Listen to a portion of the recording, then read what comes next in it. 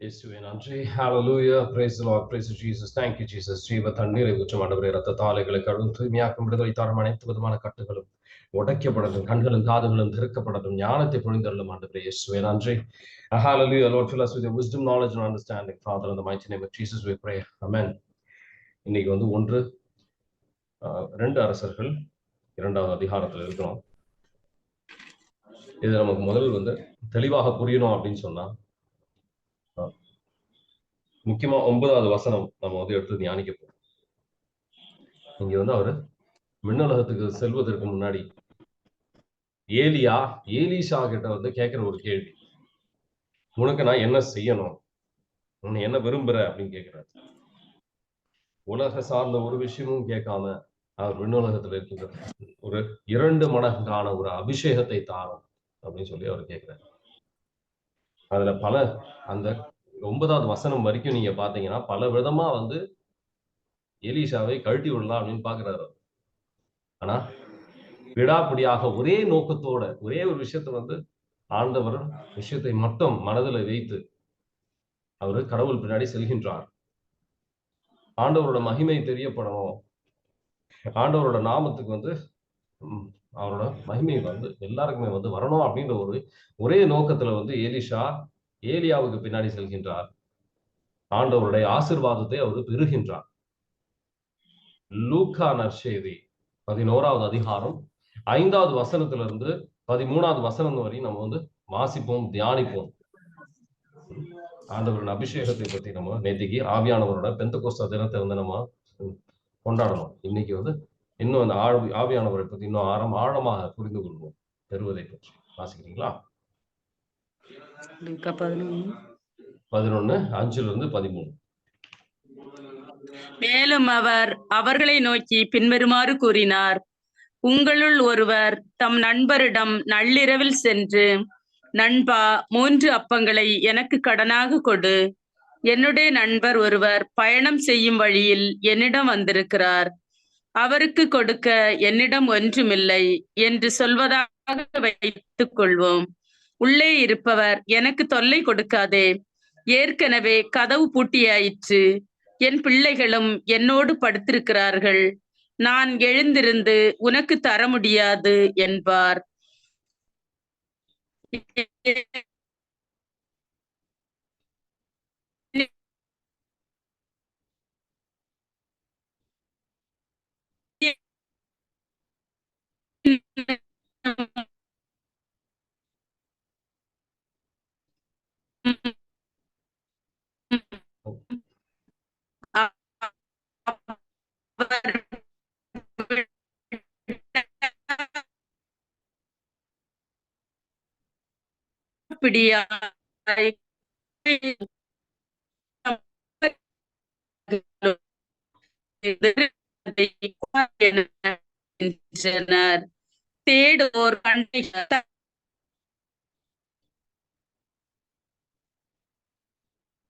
தேடுவோர் நம்ம உறுதியாக கண்டடைவோம். ஏலியா வந்து எலிஷா கிட்ட கேட்கணும், கேளு, உனக்கு என்ன வேணும் நீ கேளு அப்படின்னு தான் சொல்றாங்க. அவங்க கேட்கிறாங்க. ஏலியா கேட்கிறாரு, அதுக்கேற்றபடியா அவர் ஆசீர்வாதம் பெறுகின்றார். அவர் நோக்கத்தை வந்து அவர் மாற்றமே கிடையாது. ஆண்டவர் ஊழியம் செய்யணும்ன்ற ஒரே நோக்கம். மத்தேயு 25வது அதிகாரத்துல 20-23 வரைக்கும் வாசித்தீங்கன்னா வாசிக்க தேவையில்லை. ஆனா தாளந்தின் உவமை, அதுல வந்து தாளந்தை வந்து விசுவாசமாக அவர் பயன்படுத்துகின்றார். அதுக்கேற்றபடியாக அவர் ஆசீர்வாதத்தை பெறுகின்றார். விசுவாசமாக நம்ம வந்து பயன்படுத்தும் போது, ஆண்டவரின் ஆசீர்வாதத்தை வந்து ஆண்டவர் மகிமைக்காக பயன்படுத்தும் போது, நம்ம மற்றவர்களை நம்ம வழியாக வழி நடத்துவதுன்றது மட்டும் இல்லாம நமக்கும் வந்து அவர் வழி நடத்துதலை கொடுப்பார். ஏசாயா 30வது அதிகாரம், ஏசாயா 30வது அதிகாரத்துல 20-21 நம்மளையும் அவர் வந்து வழி நடத்துவார். காதுல நம்ம ஒவ்வொரு விஷயத்திற்கும் நம்ம வந்து ஆண்டவர் வந்து கண்ணும் கருத்துமா இருக்காரு. ஒரு விஷயத்துக்கும் வந்து அவர் முக்கியத்துவம் கொடுக்கிறார். அவர் நம்மளை வழி நடத்துவார். அவர் நம்ம செவி சாய்க்கதான், அவர் செவி சாய்க்கிறோமா என்றது மட்டும்தான் அவர் வந்து சிந்திக்கிறார். ஏசாயா 30வது அதிகாரத்துல 20-21 வாசிக்கிறீங்களா?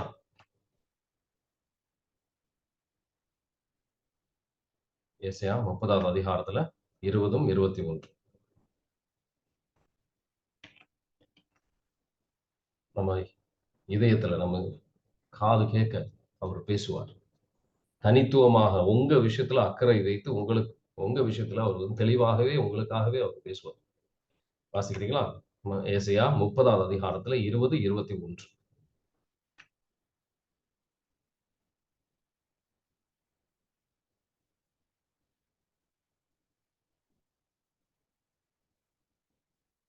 காயத்ரி வாசிக்கிறீங்களா? என் தலைவராகிய உங்கள் போதகர் உங்களுக்கு துன்பம் என்னும் அப்பத்தையும் ஒடுக்குதல் என்னும் நீரையும் கொடுத்திருந்தாலும் இனி தம்மை மறைத்துக் கொள்ள மாட்டார். உங்கள் போதகரை நீங்கள் கண்ணால் காண்பீர்கள். நீங்கள் வலப்புறமோ இடப்புறமோ எப்பக்கம் சென்றாலும் இதுதான் வழி, இதில் நடந்து செல்லுங்கள் என்னும் வார்த்தை பின்னிருந்து உங்கள் செவிகளில் ஒலிக்கும். அப்போது வெள்ளி பொதிந்த உங்கள் சிலைகளையும் பொன் வேய்ந்த உங்கள் வார்ப்பு படிமங்களையும் தீட்டாக கருதுவீர்கள். தீட்டானவையாக அவற்றை கருதி வெளியே வீசி தொலைந்து போய் என்பீர்கள். நீங்கள் நிலத்தில் விதைத்துள்ள விதை போதுமா பிரதர்? ஆமென். சோ இதனால நம்ம கேட்கணும், இன்னும் அதிகமாக மிகுதியாகவே கேட்கணும்னு சொல்லி ஆண்டவர் விரும்புகின்றார். அவர் தாராள மனதினை வந்து இதுல கேட்கணும், இன்னும் ஆர்வமாக கேட்கணும் அப்படின்னு விரும்புறார். 1 கொரிந்தியர் 12வது அதிகாரத்தை 31வது வசனம், மேலான ஆசீர்வாதத்திற்காக நாடுங்கள். உலக சார்பு ஆவியானவரோட ஆசீர்வாதத்துக்காக நாடுங்கள் அப்படின்னு சொல்லி 1 கொரிந்தியர் 12வது அதிகாரத்துல 31 வாசிக்கிறீங்களா? எனவே நீங்கள் மேலான அருட்கொடையை ஆர்வமாய் நாடுங்கள். ஆமென். மேலான அருட்கொடையை ஆர்வமாக நாடுங்கள். எந்த சூழ்நிலையிலையும் நம்ம ஆண்டவர் விட்டு சில நம்ம தவறி விட்டோம் அப்படின்னு சொன்னா ஆண்டவரே ஆவியானவர் எடுத்துருவாரு, அவர் வந்து நம்ம கிஃப்ட்ஸ் எல்லாம் பறி போயிடும் அப்படின்னு சொல்லி தவறான எண்ணங்கள் சாத்தா நம்ம கொடுப்பதற்கு வாய்ப்பு இருக்கு. மனம் தளராதீங்க, இந்த கிஃப்ட் எல்லாம் அவர் எடுத்துட்டு போக மாட்டார். ரோமியருக்கு எழுதிய திருமுகம் 11வது அதிகாரத்துல 29வது வசனம் வாசிக்கிறீங்களா? ரோமியருக்கு எழுதிய திருமுகம் 11ல 29. மனம் திரும்புவதற்காக ஆண்டவர் வந்து காத்து நிற்கின்றார். வாசிக்கிறீங்களா?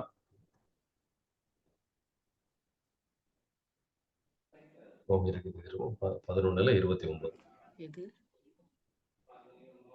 ரோமியருக்கு எழுதிய திருமுகம் 11வது அதிகாரத்துல 29.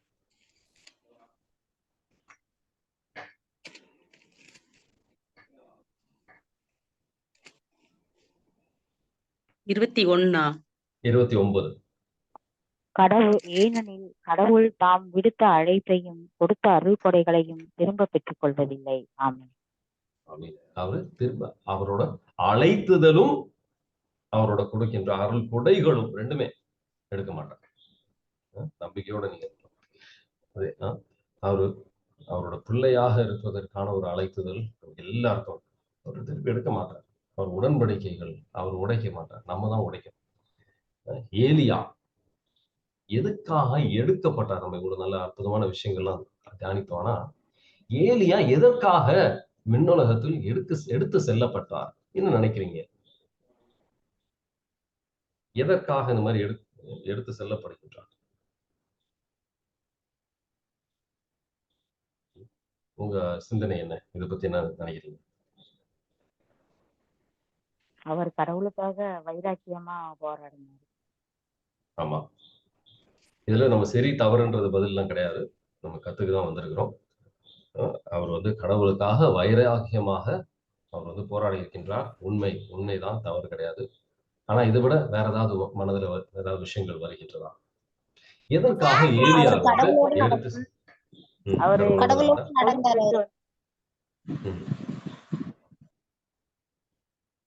அவரோட ஹோலி ஸ்பிரிட் வந்து கொஞ்சம் வல்லமையா இருந்தது அவர்கிட்ட இருந்த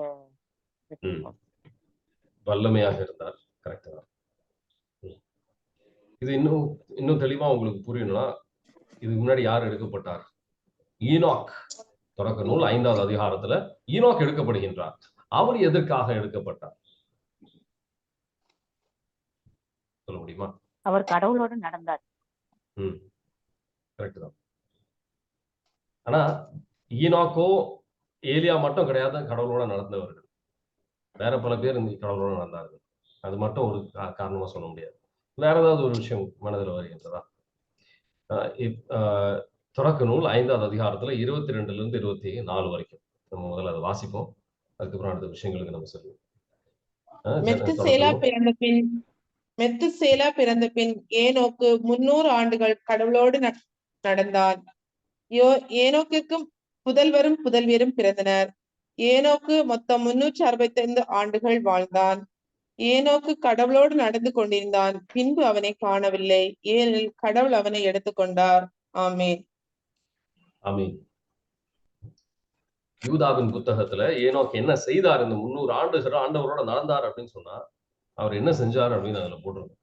யூதாவின் புத்தகம் ஒரே ஒரு அதிகாரம் தான் இருக்கும், 14, 15, 16. அவர் தீர்க்க தரிசனங்கள் போய் சொல்றாரு என்ன நடக்க போகுது, ஒரு தீர்ப்பு அளிக்கப்பட போகுது அப்படின்னு சொல்லி அவர் வெளிப்படுத்துகின்றார். ஒரு தீர்ப்பு வரப்போகின்றது அப்படின்னு சொல்லி வரப்போற விஷயத்தை அவர் வெளிப்படுத்துகின்றார். யூதாவின் புத்தகம் 1வது அதிகாரத்துல 14 இருந்து 16 வாசிக்கிறீங்களா? ஆதாமுக்கு பின் 7ஆம் தலைமுறையான ஏனோக்கு இவர்களை குறித்து, இதோ ஆண்டவர் எல்லோருக்கும் தீர்ப்பளிக்க தம் பல்லாயிரக்கணக்கான தூயவர்களோடு வந்து விட்டார். இறை பற்றில்லாதவர்கள் செய்த அனைத்து தீச்செயல்களுக்காகவும் இறை பற்றில்லாத பாவிகள் பேசிய அனைத்து கடுஞ்சொற்களுக்காகவும் தண்டனை வழங்குவார் என்று முன்னுரைத்துள்ளார். இவர்கள் எப்போதும் முணுமுணுப்பவர்கள், குறை கூறுபவர்கள், தங்கள் தீய நாட்டங்களின்படி வாழ்பவர்கள், வரம்பு மீறி பெருமை பேசுபவர்கள், தங்கள் நலனுக்காக பிறரை போலியாக புகழ்பவர்கள். ஆமீன். ஆமீன். தீர்ப்பு வரப்போகுதுன்னு சொல்லி ஒரு எச்சரிக்கை கொடுக்கின்றார். அதுக்கப்புறம் நோவா காலகட்டத்துல அந்த தீர்ப்பு வந்தது. அப்போ ஈனோக்கு எதனால எடுக்கப்பட்டார்? சாலமனின் ஞானம், அது எடுத்து பாருங்க, இன்னும் விலாவரியா அங்க போட்டிருக்கும். இந்த மக்கள் ஈனோக்கு எடுக்கப்பட்டதை பார்த்து நம்ம விண்ணுலகத்தை நோக்கி பயணம் செய்யணும், நம்ம ரொம்ப தவறான பாதையில போய்கிட்டு இருக்கோம், அவரு சொன்ன ஒரு விஷயம் உண்மையான விஷயமா தான் இருக்கும் போல, ஒரு தீர்ப்பு உறுதியா வரும் போல அப்படின்னு சொல்லி புரிந்து கொள்வதற்காக ஒரு காரணம் இருக்குதுல. விஸ்டம் ஆஃப் சாலமனின் ஞானம் 4வது அதிகாரம், அதுல 10 இருந்து 15 வரைக்கும் எடுத்து வாசிச்சு பாருங்க. அவரு விஸ்டம் ஆஃப் சாலமன் 4வது அதிகாரத்துல 10 இருந்து 15.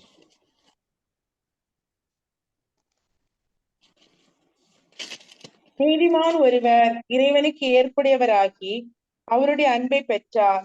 பாவிகள் நடுவில் வாழ்ந்து கொண்டிருந்த பொழுதே அவரால் எடுத்துக்கொள்ள பெற்றார். தீமை அவரது அறிவு கூர்மையை திசை திருப்பாமல் இருக்கவும், வஞ்சகம் அவரது உள்ளத்தை மாசுபடுத்தாமல் இருக்கவுமே அவர் எடுத்துக்கொள்ள பெற்றார். தீமையின் கவர்ச்சி நன்மையானவற்றை மறைத்து விடுகிறது. அலைக்கழிக்கும் இச்சை மாசுற்ற மனதை கெடுத்து விடுகிறது. அந்த நீதிமான் குறுகிய காலத்தில் நிறைவு எய்தினார், நீண்ட வாழ்வின் பயனை அடைந்தார். அவரது ஆன்மா ஆண்டவருக்கு ஏற்புடையதா இருந்தது. தீமை நடுவில் நின்று ஆண்டவர் அவரை விரைவில் எடுத்துக்கொண்டார். மக்கள் இதை பார்த்தார்கள், ஆனால் புரிந்து கொள்ளவில்லை. ஆண்டவர் தாம் தேர்ந்து கொண்டோர் மீது அருளும் இரக்கம் காட்டுகிறார். தம் தூயவர்களை சந்தித்து மீட்கிறார் என்பதை அவர்கள் மனதில் ஏற்கவும் இல்லை. ஆமேன். ஆமேன். மக்கள் இதை பார்த்தார்கள், ஆனா புரிஞ்சுக்கல. அதனால அது பெர்ஃபெக்ட் ஆயிட்டார், அவர் முழுமை அடைந்தார். அதனால அவர் எடுத்துக்கூடப்பட்டார். மக்கள் இதை பார்த்து அவங்க மனம் மாறணும்ன்றது ஒரு அடையாளமாக இருந்தது. ஏலியா காலகட்டத்திலையும் அப்படிதான். ஏலியா எடுக்கப்படுகின்றார். ஏலிஷா இறந்ததுக்கு அப்புறம் என்ன ஆச்சு? ஒரு தீர்ப்பு வருகின்றது. 15வது அதிகாரத்துல என்ன நடக்குதுன்னு பாருங்க. ஏலியாவோட இறப்புக்கு அப்புறம் ஒரு தீர்ப்பு வருகின்றது. இந்த இஸ்ரேல் மக்களை அசிரிய நாட்டு மக்கள் முழுவதும் சின்னாபின்னமாக்கி அங்கிருந்து அவங்க அடிமைகளாக அவங்க கொண்டு செல்லப்படுகின்றார்கள். 3வது ஆள் விபிலியத்துல விண்ணுலகத்தில் எடுக்கப்பட்டவர் யார்? இயேசு ஆண்டவர். அவர் எடுத்து செல்லப்படும் போது சீடர்கள் அவங்களோட நோவாவை போல், எப்படி நோவா அந்த காலகட்டத்தில் ஒரு பேடகெல்லாம் கட்டி அவர் அது மாதிரி சீடர்கள் அவரோட வார்த்தையை பறைசாட்டினதுக்கு அப்புறம் 40 வருடத்துக்கு அப்புறம் ஒரு தீர்ப்பு வருகின்றது. 10 லட்சம் பேர் இஸ்ரேல் யூத மக்கள் இறக்கின்றார்கள். ஒரு தீர்ப்பு வரப்போகின்றது, ஒரு அடையாளமும், ஒரு அடையாளமும் தான். பல நேரத்துல இந்த விஷயங்களை ஆண்டவர் சில அற்புதங்கள், சில காட்சிகள் நம்ம மத்தியில வரும்போது நம்ம மனம் மாறுவதற்காக ஆண்டவர் சில விஷயங்கள் அனுமதிக்கின்றார். மாதாவுக்கு அங்க ஒரு காட்சி கொடுத்தாங்க. இந்த விதமா சில விஷயங்கள் நடக்கின்றது அப்படின்லாம் கேட்கும்போது நம்ம மனம் மாறணும். இன்னும் ஆழமான ஒரு மனம் மாறுறதுக்கு வரணும்ன்றதுக்காக ஆண்டவர் இதெல்லாம் அனுமதிக்கின்றார். அதனால தீர்ப்பு வராமல் அந்த தீர்ப்புக்கு நம்ம ஒரு ஒரு ஒரு நம்ம தீர்ப்புக்கு உள்ளாக கூடாதுன்றதுனால இன்னும் ஆயத்தப்படணும், இன்னும் ஆயத்தமாகணும், ஆழமான ஒரு உறவுக்கு வரணும் ஆண்டவரோட. ஆனா பல நேரத்துல நம்ம எதுவும் புரிந்து கொள்ள முடியும் கிடையாது. பல நேரத்துல சில பேர், நிறைய பேருக்கு இதை ஏற்றுக்கொள்ள முடியாது கிடையாது. இந்த உலக சார்ந்த போக்கிலே நம்ம சென்று கொண்டிருக்கின்றோம். அதனால ஆண்டவரோட இந்த மேலான விஷயங்கள் நம்ம மனதுக்கு வருவது கிடையாது. இந்த உலக போக்கிலேயே, உலக பிரச்சனைகளையே சிந்தித்து நம்ம கடவுளை விட்டு விலகி வருவது கூட நம்ம புரிஞ்சுக்கிறது கிடையாது. 2 அரசர்கள் 2வது அதிகாரத்துல 12வது வசனம். 2 அரசர்கள் 2வது அதிகாரத்துல 12வது வசனத்தை பாத்தீங்கன்னா, ஏலிஷா ஏலியாவை எந்த விதத்துல அழைக்கின்றார்? அப்பா, தகப்பனே அப்படின்னு சொல்லி அவர் அழைக்கிறார். வாசிக்கிறீங்களா? 2 அரசர்கள் 2வது அதிகாரத்துல எலிசா அதை 12வது. கண்டு, என் தந்தாய், என் தந்தாய், இஸ்ரேலின் தேரே, அந்த தேரின் பாகனே என்று கதறினார். அதற்கு மேல் அவரால் அவரை காண முடியவில்லை. எனவே அவர் தம் உடைகளை பிடித்து 2ஆக கிழித்துக் கொண்டார். ஆமேன். ஆமேன். அதுல இன்னும் ஒரு விஷயம் இருக்கு. ஏலியாவுக்கு எலிஷாவுக்கு 2 மடங்கான அபிஷேகம் அவர் பெறுகின்றார். 2 மடங்கான அபிஷேகம். அதோட அடையாளம் என்ன அப்படின்னு சொன்னா, ஏலியா 7 வல்ல செயல்கள், 7 அற்புதங்கள் அவர் செய்தார். எலிஷா 14 அற்புதங்கள் செய்தார். அதே விஷயம்தான் சீடர்கள் கிட்ட இயேசு ஆண்டவரும் சொல்றாரு, நீங்க என்னை விட மேலான விஷயங்கள் செய்வீர்கள் அப்படின்னு சொல்லி சொன்னாருங்களா? அதே மாதிரிதான் இந்த சீடர்கள் அவரை விட, இயேசு ஆண்டவரை விட மேலான, அவங்கதான் புது எலிஷா. அவங்களோட இறப்புக்கு அப்புறம் தான் இந்த தீர்ப்பு வருகின்றது. அதனால நிறைய அடையாளங்கள் இருக்கு. ஆண்டவர் இந்த தீர்ப்போட நிறைய அடையாளங்கள் ஆண்டவர் கொடுத்துட்டு தான் போயிருக்கிறார். மேலான அபிஷேகம், இவங்க 2 மடங்கான அபிஷேகம் அவங்க பெந்தெகோஸ்தே தினத்தில் அவங்க பெற்றாங்க. ஏன்னா ஆவியானவர் இயேசு ஆண்டவரோடு இருக்கும் போது இவங்க வல்லமையான செயல்களை இவங்க செஞ்சாங்க. ஆவியானவர் அங்க செயல்பட்டுக்கிட்டு இருந்தார். ஆனா பெந்தெகோஸ்தே தினம் அன்னைக்கு 2 மடங்காக அதுக்கு மேலாவே அவங்க பெற்றிருப்பாங்கன்னு நினைக்கிறேன். இயேசு ஆண்டவரோட இறப்பும் உயிர் தெழுந்ததோட வல்லமையில அவங்க மேலாகவே அவங்க முழுமையாக பெற்றார்கள். எலிஷா அப்பா அப்படின்னு சொல்லி அழைக்கின்றார். அது வாசிக்கும் போது நமக்கு சில நேரத்துல மனதுல வரக்கூடிய ஒரு விஷயம் என்னன்னா, மத்தேயு 23வது அதிகாரத்துல 9வது வசனம் வாசிக்கிறீங்களா? மத்தேயு 23:9.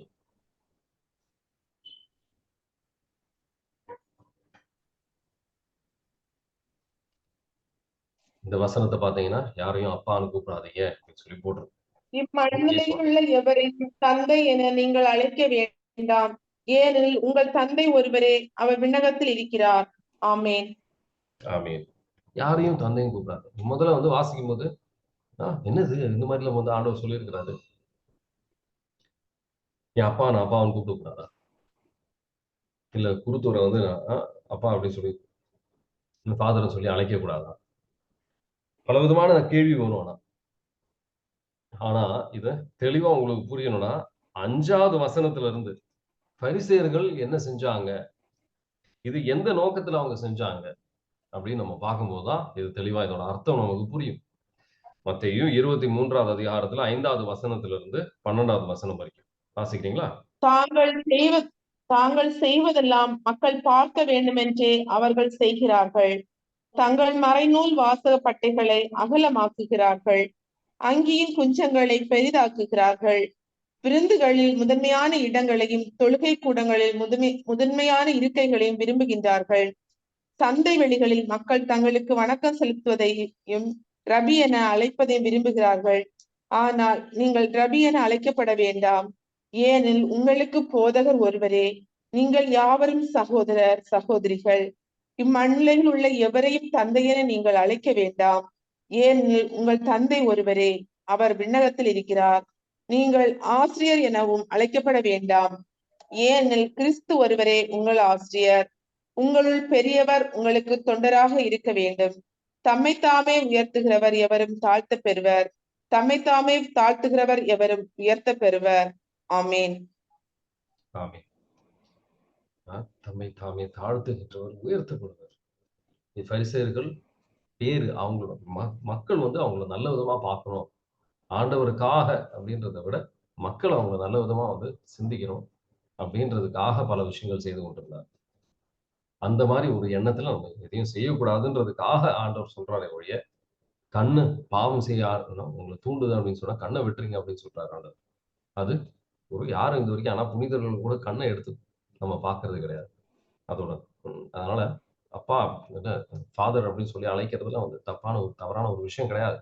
இதை புரிந்து கொள்ளணும். ஏன்னா 1 கொரிந்தியர் 4வது அதிகாரத்துல 15வது வசனத்துல வந்து பவுல் சொல்ற விஷயம் நீங்க பார்க்கலாம். அவர் என்ன வந்து அப்பான்னு சொல்லி அழைக்கிறோம் அப்படின்னு தான் சொல்லுவாரு. 1 கொரிந்தியர் 4வது அதிகாரத்துல 15வது வசனம் வாசிக்கிறீங்களா? கிறிஸ்துவை சார்ந்த உங்களுக்கு ஆசிரியர்கள் பல்லாயிரம் இருக்கலாம், ஆனால் தந்தையர் பலர் இல்லை. நற்செய்தி வழியாக நான் உங்களை கிறிஸ்தவர்களாக ஈண்டெடுத்தேன். ஆமென். ஆமென். எந்த விதத்துல நம்ம இந்த சில பதவிகள், சில ஒரு அதிகாரங்கள் நம்ம ஆண்டவர் மகிமைக்காகவே நம்ம தேடி அதை செல்லணும். நம்ம அந்த பதவிக்காக நம்ம வாழுகின்ற மக்களாக இருக்கக்கூடாது, ஆண்டவர் பிள்ளைகளாக இருக்கும்போது. 2 அரசர்கள் 2வது அதிகாரத்துல 23ல இருந்து 25 வரைக்கும் 23ம் 25 24 வாசகம் 23 24 வாசிக்கலாம். அங்கிருந்த எலிசா பெத்தேலுக்கு ஏறி சென்றார். அவ்வாறு அவர் செல்லும் வழியில் சில சிறுவர் நகரினின்று வந்து, வழுக்கை தலையா போ, வழுக்கை தலையா போ என்று ஏளனம் செய்தனர். அப்படி அடுத்த வசனம் வாசி. எலிசா அவர்களை திரும்பி பார்த்து ஆண்டவரின் பெயரால் அவர்களை சபித்தார். உடனே காட்டிலிருந்து 2 பெண் கரடிகள் வெளிவந்து சிறுவர்களுள் 42 பேரை குதறி போட்டன. பின்பு எலிசா கர்மேல் மலைக்கு சென்று அங்கிருந்து சமாரியாவுக்கு திரும்பினார். ஆமேன். ஆமேன். சோ இதுல வந்து இது சிறுவர்கள் அப்படின்னு சொல்லும்போது சின்ன பசங்க 5 வயசு 10 வயசு பசங்க அப்படின்னு நினைச்சிட்டு இருக்கோம். அது வந்து ஒரு தவறான ஒரு டிரான்ஸ்லேஷன் அந்த மாதிரி. ஆனா உண்மையா சொன்னா அவங்க வந்து 20 வயசுக்கு மேலான அவங்க வந்து செய்யற விஷயங்கள் சரியா தவறா அப்படின்னு தெரிகின்ற மக்கள் தான். 20 வயசுல இருந்து ஒரு 30 வயசு கிட்ட இருக்கும். இந்த 30 வயசுக்கு மேல இருக்கிறவங்க தான் வந்து யூத் அப்படின்னு சொல்லுவாங்க. அந்த ஒரு விதத்துல வந்து போடுவாங்க. இங்க வந்து கல்யாணம் பண்ணவங்க கிடையாது அப்படின்றது சிறுவர்கள் அப்படின்னு சொல்லுவாங்க. குழந்தைகள் அப்படின்னு சொல்லுவாங்க, இல்லைன்னா குழந்தைகள் அப்படின்னு போட்டிருப்பாங்க. இது வந்து அவங்க வந்து எந்த விதமான அவங்க எந்த விதமா பெத்தேல் அப்படின்ற ஒரு இடம் அப்படின்றது அங்க வந்து இந்த சிலை வழிபாடு, அந்த 2 காளைகள் ஜெரபோவாம் அவரோட காலகட்டத்துல 2 காளைகள் இருந்த ஒரு இடம் இந்த பெத்தேல் அப்படின்றது. அங்க இந்த சிலை வழிபாடு ரொம்ப அதிகமாக இருந்தது அப்படின்னு சொல்லுவாங்க. ஸோ அந்த சிலை வழிபாடு அதிகமாக இருந்ததுனால நீயும் ஒரு கடவுளோட ஆள் தானே, நீ வந்து யாவையோட ஒரு ஆள் தானே. அவங்க வந்து பால ஆராதகர்கள் நிறைய பேர் இருந்தாங்க. அதுல இந்த பசங்களும் கொஞ்சம் பேர் அப்படின்றதுதான் நம்பிக்கை மறைநூல் வல்லுநர்கள் சொல்றாங்க. அவங்க என்ன செய்யறாங்க அப்படின்னு சொல்லி இவரை வந்து நீயும் வந்து மேல போ, நீயும் வந்து விண்ணுலகத்துக்கு போயிடு, எதுக்கு நீங்க இருக்கிற அப்படின்ற மாதிரி அவங்க ஒரு ஏளனமாக அவங்க பேச ஆரம்பிக்கிறாங்க. ஸோ இது அவரு வந்து அவருக்கு எதிராக ஒரு என்ன சொன்ன பால் ஆராதகர்களுக்கும் இயேசு ஆண்டவர் விண்ணக தந்தையின் ஆராதிக்கின்றவர்களுக்கும் எதிராக ஒரு விஷயம் இங்க ஒரு அதனாலதான் வந்து ஏலியா இந்த மாதிரி ஏன்னா இது ஒரு மேலோட்டமா நம்ம வாசிக்கும் போது சின்ன பசங்களை போட்டு இந்த மாதிரி பண்ணியிருக்கிறாரு அப்படின்னு நமக்கு தோணும். ஆனா அது தவறான அது நமக்கு சரியா புரிஞ்சுக்கல. அதோட அர்த்தம் என்னன்னா அவரு வந்து அதுக்கப்புறம் கடைசியில வந்து ஒரு சாபத்தை அவர் கொடுக்கின்றார். இது எதை வைத்து இந்த சாபம் வருகிறது அப்படின்னு பாத்தீங்கன்னா லேவியர் நூல் 26வது அதிகாரம் 21, 22 அவருக்கு கொடுக்க வேண்டிய ஒரு உரிய மரியாதை, ஆண்டவர் கொடுத்த ஒரு ஆசீர்வாதத்திற்கான ஒரு உரிய மரியாதையை இவங்க கொடுக்கல. அதுக்கேற்றபடியான ஒரு தண்டனை இவங்க பெறுகின்றார்கள். லேவியர் நூல் 26ல 21, 22 வாசிக்கிறீங்களா? நீங்கள் என் சொல்லை கேட்க மனமற்று எனக்கு எதிராக செயல்பட்டால் உங்கள் தவறுகளுக்கு தக்க 7 மடங்கு துன்பத்தை உங்கள் மீது வரச் செய்வேன்.